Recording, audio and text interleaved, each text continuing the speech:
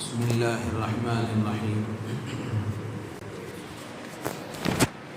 الحمد لله وكفى وسلام على عباده الذين اصطفى. أما بعد فأعوذ بالله من الشيطان الرجيم. بسم الله الرحمن الرحيم. يا أيها الذين آمنوا اجتنبوا كثيرا من الظن إن بعض الظن إثم ولا تجسسوا ولا يغتب بعضكم بعضا أيحب أحدكم أن يأكل لحم أخيه ميتا فكرهتموه واتقوا الله إن الله تواب رحيم. صدق الله العظيم. محترم بزرگ و عزیز دوستو، یہ 26ویں پارے میں سورہ حجرات کی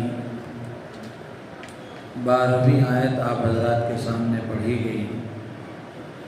اس میں اللہ تعالیٰ ارشاد فرماتے ہیں، یا ایھا الذین آمنوا اجتنبوا کثیرا من الظن، کہ اے ایمان والو بہت سے گمانوں سے بچو. ان بعض الظن اثم، اس لیے کہ بعض گمان گناہ ہوتے ہیں. ولا تجسسوا، اور کسی کے عیبوں کو تلاش کرنے کے لیے اس کے پیچھے مت پڑ جاؤ. ولا یغتب بعضکم بعضا، آپس میں ایک دوسرے کی غیبت نہ کرو. ایحب احدکم ان یأکل لحم اخیہ میتا، کیا تم میں سے کوئی اپنے بھائی کا مردار ہونے کی حالت میں گوشت کھانا پسند کرتا ہے؟ فَكَرِهْتُمُوهُ، ظاہر سی بات ہے تم اس کو ناپسند کرتے ہو. وَاتَّقُوا اللَّهَ، اللہ سے ڈرو. إِنَّ اللَّهَ تَوَّابٌ الرحیم، بے شک اللہ تعالی توبہ قبول کرنے والا، بڑا رحم کرنے والا ہے. اس آیت میں اللہ تعالیٰ نے 3 باتوں کا حکم دیا ہے. سورہ حجرات ایک بڑی عظیم الشان سورت ہے. اس میں اللہ تعالیٰ نے آپسی تعلقات اور معاشرتی آداب سے متعلق بہت سارے احکامات اللہ نے بیان فرمائے. تو اسی سے متعلق 3 باتیں اس آیت میں ذکر کی گئی. پہلی بات ہے ظن اور گمان کے بارے میں، کہ اجتنبوا کثیرا من الظن، کہ تم بہت سے گمانوں سے بچو. ان بعض الظن اثم، اس لیے کہ بعض گمان گناہ ہوتے ہیں. تو اس سے خود معلوم ہوا کہ ہر گمان غلط نہیں ہوتا، ہر گمان گناہ نہیں ہوتا، بلکہ بعض گمان جائز بھی ہوتے ہیں. اسی لیے اللہ نے فرمایا کہ ان بعض الظن اثم، کہ بعض گمان گناہ ہوتے ہیں. تو اب ذہن میں سوال پیدا ہوتا ہے کہ کون سے گمان جائز ہیں، کون سے گمان ناجائز ہیں. امام ابو بکر جساس رحمۃ اللہ علیہ نے اپنی کتاب احکام القرآن میں لکھا ہے کہ ظن کی 4 قسمیں ہیں. ظن 4 طرح کا ہے. ایک ہے ظن حرام، اور ایک ہے ظن واجب، اور ایک ہے ظن مستحب، اور ایک ہے ظن مباح. پہلا ہے ظن حرام، یعنی وہ ایسا گمان کہ اس طرح کا گمان کرنا آدمی کے لیے ناجائز اور حرام ہے. جیسے کوئی بندہ اللہ کے بارے میں بدگمانی رکھے کہ اللہ تو مجھے عذاب ہی دے گا، اللہ تو مجھے تکلیفوں میں ہی ڈالے گا. تو اللہ کے ساتھ بدگمانی یہ بندے کے لیے حرام ہے. تو اسی سے معلوم ہو جاتا ہے کہ اللہ کے ساتھ اچھا گمان رکھنا آدمی کے لیے فرض ہے۔ حدیث میں اللہ کے نبی علیہ الصلاۃ والسلام نے ارشاد فرمایا، لا یموتن احدکم الا وهو يحسن الظن بالله او كما قال علیہ الصلاۃ والسلام۔ اللہ کے نبی علیہ الصلاۃ والسلام فرماتے ہیں کہ تم میں سے کسی کو موت نہ آئے مگر یہ کہ وہ اللہ کے ساتھ اچھا گمان رکھتا ہو۔ تو اس سے معلوم ہوا کہ اللہ کے ساتھ اچھا گمان رکھنا فرض ہے اور اللہ کے ساتھ بدگمانی یہ حرام ہے۔ تو یہ گمان کی پہلی قسم ہے۔ اسی طرح مثال کے طور پر کہ کوئی آدمی کسی ایسے مسلمان سے جو ظاہری شکل و صورت، ظاہری اعمال اور اخلاق، ظاہری عادات و اطوار اور ظاہری کردار کے اعتبار سے نیک لگتا ہو، اچھا انسان معلوم ہوتا ہو، ایسے ظاہر میں دیندار نظر آنے والے اور ظاہر میں بھلے انسان لگنے والے مسلمان کے بارے میں بدگمانی کرنا یہ بھی حرام ہے۔ اس لیے کہ کسی کے ساتھ بدگمانی کرنے کے لیے کوئی قوی اور مضبوط دلیل چاہیے۔ ظاہری حالت اس کی یہ بتاتی ہے کہ یہ آدمی اچھا ہے، اب آدمی اس کے ساتھ بغیر کسی دلیل کے بدگمانی کرے یہ حرام ہے۔ تو اللہ کے بارے میں بدگمانی کرنا بھی حرام ہے، اس لیے کہ حدیث میں اللہ کے نبی نے فرمایا، خود اللہ تبارک و تعالیٰ کا ارشاد ہے، حدیث قدسی ہے، اللہ تعالیٰ فرماتے ہیں انا عند ظن عبدی بی، کہ میں اپنے بندے کے گمان کے ساتھ ہوتا ہوں۔ یعنی بندہ مجھ سے جیسا گمان رکھتا ہے ویسا میں اس کے ساتھ معاملہ کرتا ہوں۔ اب اگر بندہ اللہ سے بدگمان رہے یہ اس کے لیے ہلاکت کی بات ہے، یہ اس کے لیے نقصان کی بات ہے، اس لیے کہ جیسا گمان وہ اللہ کے ساتھ کرے گا ویسا ہی سلوک اس کے ساتھ ہوگا، ویسا ہی رویہ اللہ کا اس کے ساتھ ہوگا۔ تو بدگمانی کا اثر اس کے لیے نقصان دہ کے شکل میں ظاہر ہوگا۔ تو اس لیے یہ ظن کی پہلی قسم ہے، ظن حرام، اللہ کے ساتھ بدگمانی کرنا اور کسی ظاہری شکل و صورت سے نیک اور بھلے نظر آنے والے مسلمان کے بارے میں بغیر کسی مضبوط، قوی اور صحیح دلیل کے بدگمانی کرنا یہ بھی حرام ہے۔ دوسری قسم ہے ظن واجب، یعنی ایسے کام جن میں کسی ایک جانب پر عمل کرنا آدمی کے لیے ضروری اور واجب ہے، تو ایسے موقع پر آدمی کے لیے ظن غالب پر عمل کرنا واجب ہو جاتا ہے۔ جیسے مثال کے طور پر دو آدمیوں کے درمیان جھگڑا ہو گیا، تو اب فیصلہ کرنے والا دو لوگ جنہوں نے آپس میں جھگڑا کر لیا ہے وہ ان سے گواہ مانگے گا، دلیل مانگے گا۔ تو اب ثقہ اور معتبر لوگ گواہی دیں گے، تو فیصلہ کرنے والے کے لیے ان گواہی دینے والوں کی گواہی پر اچھا گمان کرنا اور ان کی گواہی کو معتبر سمجھنا یہ اس کے لیے واجب ہے۔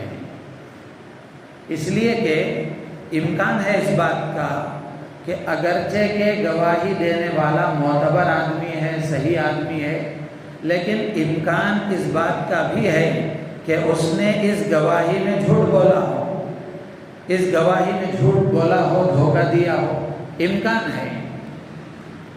لیکن چونکہ فیصلہ کرنا ہے تو فیصلہ کرنے کے لیے ظاہری حالت کے اعتبار سے، ظاہری شرائط کے اعتبار سے گواہی دینے والے کے اندر اس کے معتبر ہونے کے لیے جو شرائط ہیں ان شرائط کو سامنے رکھ کر اب فیصلہ کرنے والے کے لیے اس کو صحیح سمجھنا، اس کے بارے میں اچھا گمان رکھنا واجب ہو جاتا ہے۔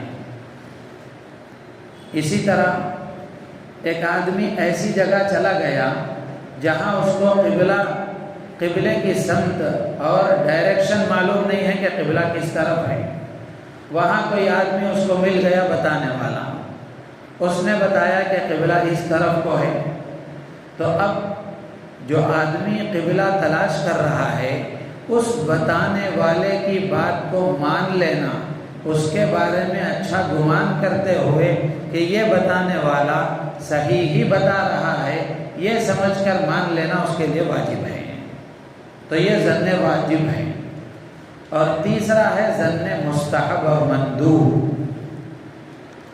ظن مستحب یعنی ہر مسلمان کے بارے میں اچھا گمان رکھنا، یہ مستحب ہے۔ جیسے میں نے پہلے بھی عرض کیا کہ بدگمانی کے لیے دلیل چاہیے، بدگمانی کے لیے کوئی ثبوت چاہیے۔ اچھا گمان کرنے کے لیے کسی ثبوت کی ضرورت نہیں ہے کہ آدمی کسی کے بارے میں اچھا گمان کر لے کہ یہ آدمی اچھا ہوگا تو اس پر اس کو اجر ملے گا، ثواب ملے گا، تو یہ ظن مستحب کہلاتا ہے۔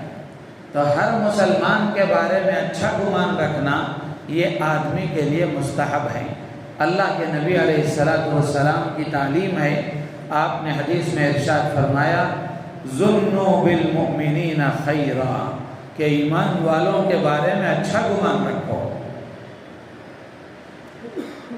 تو اس سے معلوم ہو گیا کہ یہاں جو بدگمانی، جو بعض گمان کو گناہ کہا جا رہا ہے، بعض گمان کو جو گناہ کہا جا رہا ہے، اس سے مراد کسی مسلمان کے بارے میں بلا وجہ کی بدگمانی کرنا، کسی مسلمان پر بغیر دلیل کے تہمت لگانا، یہی مراد ہے۔ امام قرطبی رحمۃ اللہ علیہ نے اپنی تفسیر میں لکھا ہے کہ یہاں جو اللہ نے فرمایا کہ بعض گمان گناہ ہوتے ہیں، اس سے مراد تہمت ہے، کہ کسی آدمی پر تہمت لگانا، کسی کے بارے میں بلا وجہ بدگمانی کرنا۔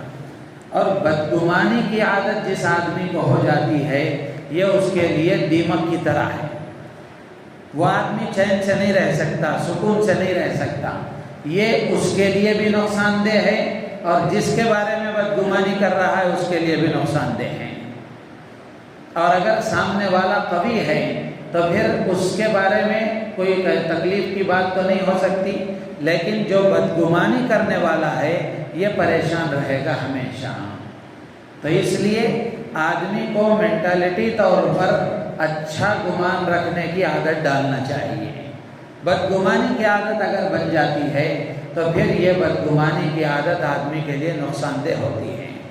آدمی اگر اچھا گمان اپنی بیوی کے بارے میں نہیں رکھے گا تو اس کے ساتھ زندگی کیسے گزارے گا؟ اچھا گمان اپنے ملازم، نوکر، کام کرنے والے کے بارے میں نہیں رکھے گا تو اس سے کیسے کام لے سکے گا؟ اپنے بچوں کے بارے میں اچھا گمان نہیں رکھے گا تو ان کے درمیان کیسے زندگی گزار سکے گا؟ تو اس لیے اچھا گمان رکھنا یہ آدمی کے لیے صحت مند ہونے کی دلیل ہے اور اس کی صحت کے لیے اچھا ہے۔ اور بدگمانی یہ شرعی اعتبار سے بھی گناہ ہے بغیر دلیل کے، اور اس کی صحت کے لیے بھی نقصان دہ ہے۔ تو یہ 3 گمان ہوئے۔ چوتھا گمان ہے ظن مباح، یعنی ایسا گمان جیسے مثال کے طور پر آدمی نماز پڑھ رہا ہے، 4 رکعت نماز پڑھ رہا ہے، اس کو شبہ ہو گیا کہ 4 رکعتیں ہوئی یا 3 رکعتیں ہوئی، اب گمان ہو گیا، اس کو شبہ ہو گیا، تو آدمی اپنے گمان پر یقین کرتے ہوئے یہ طے کر لے کہ نہیں 3 ہی رکعتیں ہوئی ہیں، اب وہ 4تھی رکعت پلٹ کر 4 رکعت مکمل کر لیتا ہے، تو یہ ظن مباح کہلاتا ہے۔ تو اللہ تعالیٰ نے اس میں جو بدگمانی سے منع فرمایا ہے وہ عام مسلمانوں کے بارے میں، کسی کے بارے میں بھی بلا وجہ بغیر کسی دلیل کے کسی سے بدگمانی کرنا یہ حرام ہے، ناجائز ہے۔ تو یہ پہلی بات ہے، اللہ فرماتے ہیں اجتنبوا کثیرا من الظن، کہ بہت سارے گمانوں سے بچو۔ دوسری چیز ہے ولا تجسسوا، کسی کا عیب تلاش کرنے کے لیے اس کے پیچھے مت پڑ جاؤ۔ سامنے نظر آ جائے عیب، سامنے نظر آ جائے غلطی، تو آدمی اس کو درست کرنے کے لیے سلیقے کے ساتھ اور اچھے طریقے سے حکمت کے ساتھ، دانائی کے ساتھ، بردباری کے ساتھ اس کو سمجھا سکتا ہے۔ لیکن یہ کہ آدمی کسی کے پیچھے ہی لگ جائے، کسی کے پیچھے ہی پڑ جائے، اس کے اٹھنے بیٹھنے کو دیکھتا رہے، اس کی تنہائی اور مجمع کو دیکھتا رہے، اس کی ہر حرکت پر نظر رکھے کہ کوئی غلطی مل جائے، تو یہ گناہ کی بات ہے۔ اللہ کے نبی علیہ السلام نے بڑی سخت وعید ایسے آدمی کے بارے میں فرمائی۔ اللہ کے نبی فرماتے ہیں وَلَا تَتَّبِعُوا عَوْرَاتِهِمْ کہ مسلمانوں کے عیبوں کے پیچھے مت پڑو، اس لیے کہ جو کسی مسلمان کے عیب تلاش کرنے کے لیے اس کے پیچھے پڑ جاتا ہے، اس کا عیب تلاش کرنے کے لیے اللہ اس کے پیچھے پڑ جاتے ہیں، اور اللہ جس کا عیب تلاش کریں اس کو گھر بیٹھے رسوا کر دیتے ہیں۔ تو اس لیے کسی کا بھی عیب تلاش کرنے کے لیے اس کے پیچھے نہیں پڑنا چاہیے۔ حدیث میں اللہ کے نبی علیہ السلام نے صاف الفاظ میں فرمایا وَلَا تَجَسَّسُوا کہ کسی کا عیب تلاش کرنے کے لیے اس کے پیچھے مت پڑ جاؤ، یہ بھی گناہ ہے۔ تیسری بات اللہ تعالیٰ فرماتے ہیں وَلَا يَغْتَبْ بَعْضُكُمْ بَعْضًا کہ کسی کی غیبت مت کرو۔ غیبت کہتے ہیں کسی کی غیر موجودگی میں غیر حاضر آدمی کے بارے میں ایسی بات کہنا کہ اگر وہ بات وہ سنتا تو اس کو ناگوار ہوتی، وہ بات وہ سنتا تو اس کو تکلیف ہوتی، اس کی غیر موجودگی میں بات ایسی کہنا کہ اگر وہ سنتا تو اس کو تکلیف ہوتی، یہ غیبت کہلاتا ہے۔ غیبت بڑا گناہ ہے، کبیرہ گناہ ہے اور بڑا خطرناک گناہ ہے۔ اللہ کے نبی علیہ السلام نے حدیثوں میں بھی سخت الفاظ میں اس کی تردید فرمائی ہے، منع فرمایا ہے، اور خود قرآن میں اللہ نے آگے فرمایا کہ کسی کی غیبت کرنا ایسا ہے جیسے اپنے سگے بھائی کا مردار ہونے کی حالت میں گوشت کھانا۔ کون آدمی اپنے مردار بھائی کا گوشت کھانا پسند کرتا ہے؟ کوئی پسند نہیں کرتا۔ تو اس لیے غیبت سے بھی بچنا چاہیے۔